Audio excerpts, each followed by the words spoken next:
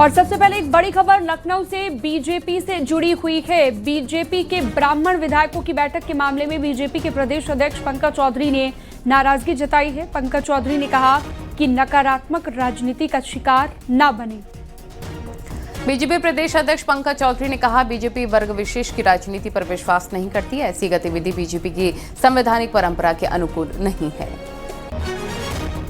और इस पर ज्यादा जानकारी के लिए संकेत हमारे साथ जुड़ चुके हैं फोन लाइन पर। संकेत, यूपी बीजेपी अध्यक्ष पंकज चौधरी की ये जो सलाह है, किस तरह से इसे देखा जा रहा है और क्या ज्यादा जानकारी? बिल्कुल, देखिए, पिछले दिनों से लगातार देखा जा रहा था कि भारतीय जनता पार्टी के अलग अलग जाति के विधायक अपने अपने समाज के विधायकों के साथ बैठकें कर रहे थे, चाहे वो कुटुंब परिवार के नाम से हो या फिर जो बैठक ब्राह्मण समाज के विधायकों की पिछले दिनों हुई। तो ऐसे में इस बैठक की तमाम तरह से चर्चाएं हुई और इस पर विपक्षी पार्टियों ने भी भारतीय जनता पार्टी को घेरने का काम किया।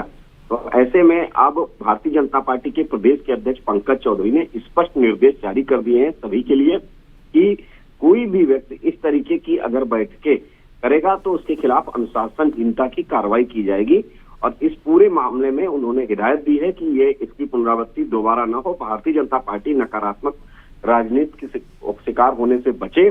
और यही नहीं, उन्होंने ये भी अपने जो प्रेस नोट जारी किया उसमें सीधे तौर पर कहा कि कोई इस तरह की कोई भी गतिविधि भाजपा की संवैधानिक परंपराओं के अनुकूल नहीं है। बीजेपी सबका साथ सबका विकास की रणनीति पर काम करती है और इस तरह की बैठकें बेहतर नहीं है, पार्टी हित में नहीं है और समाज हित में नहीं है। इसके सीधे तौर पर अब भारतीय जनता पार्टी का जो नेतृत्व है इस तरह की बैठकों से नाराज है और यही वो वजह है कि पंकज चौधरी ने सीधे तौर पर यह निर्देशित कर दिया है ऐसे विधायकों को जिन लोगों ने पिछले दिनों बैठकें की थी, भोज किया था और उसमें एक समाज के विधायक बैठे थे।